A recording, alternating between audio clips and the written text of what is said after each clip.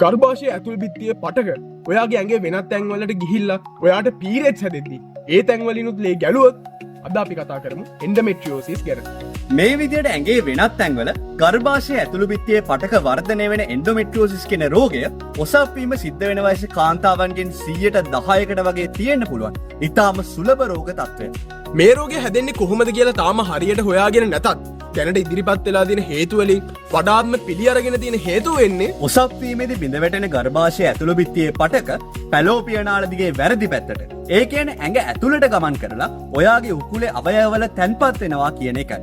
මේ පටක ඊස්ට්‍රජන් වගේ ප්‍රජනක හෝමෝන වලට සංවේදී නිසා ඔයාගේ ගර්භාෂය සිද්ධ වෙනවා වගේම ඔයාගේ ඔසප් චක්‍රයත් එක්ක මේ පටක වලින් රුධිරය වහනය වීම සිද්ධ වෙනවා. මේ විදියට දිගින් දිගටම සිද්ධ වෙන රුධිර වහනය සහ ප්‍රදාහ තත්ත්වයේ හින්දා ඔයාගේ උකුලේ අවයව එකට ඇලවීම සිද්ධ වෙන්න පුළුවන්.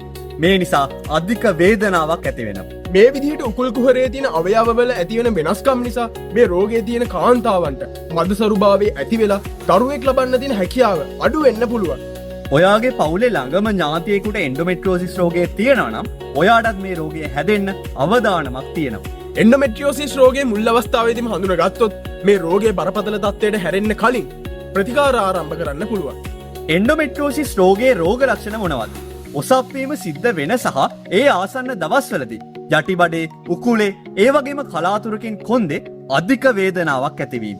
ලිංගිකව එකතුවීමේදී අධික වේදනාවක් ඇතිවීම, මුත්‍රා කිරීමේදී මල පහ පිට කිරීමේදී අධික වේදනාවක් ඇතිවීම, ඒ වගේම මල පහ සහ මුත්‍ර සමග ලේ පිටවීම දකින්න පුළුවන්. ඔයාට මේ රෝග ලක්ෂණ තියෙනවා නම් පුළුවන් ඉක්මනින් වෛද්‍ය උපදෙස් ලබා ගන්න ඕනේ. එන්ඩෝමෙට්‍රියෝසිස් රෝගයට විවිධ ප්‍රතිකාර ක්‍රම තියෙනවා. වේදනානාශක ලබා දෙනවා වගේම වේදනාව සහ රුධිර වහනය අඩු කරන්න පත් පාලන පෙති සහ ප්‍රොජෙස්ටරෝන් වගේ හෝමෝන ප්‍රතිකාර ක්‍රම යොදා ගැනෙනවා. එන්ඩෝමෙට්‍රියෝසිස් පටක ඉවත් කරලා වෙලා තියෙන හානිය සකස් කරන්න වගේම ඔයාට දරුවන් ලබන්න තියෙන හැකියාව වැඩි දියුණු කරන්න ශල්‍ය කර්ම ක්‍රම භාවිතා වෙනවා.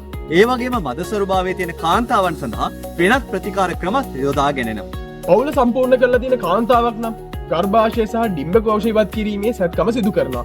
ඔයාට තියෙන එන්ඩෝමෙට්‍රියෝසිස් තත්ත්වයේ බරපතලකම අනුව ඔයාට ගැළපෙන ප්‍රතිකාර ක්‍රමය වෛද්‍යවරයා විසින් තීරණය කරනවා. ගොඩක් කාන්තාවන්ට තියෙන මේ බරපතල රෝග තත්ත්වය ගැන හැමෝටම කියා දෙන්න මේ පණිවිඩය ෂෙයා කරන්න අමතක කරන්න එපා. මීට අමතරව ඔයාලට තියෙන සෞඛ්‍ය ගැටලු මේ වීඩියෝ එකට කමෙන්ට් කරන්න.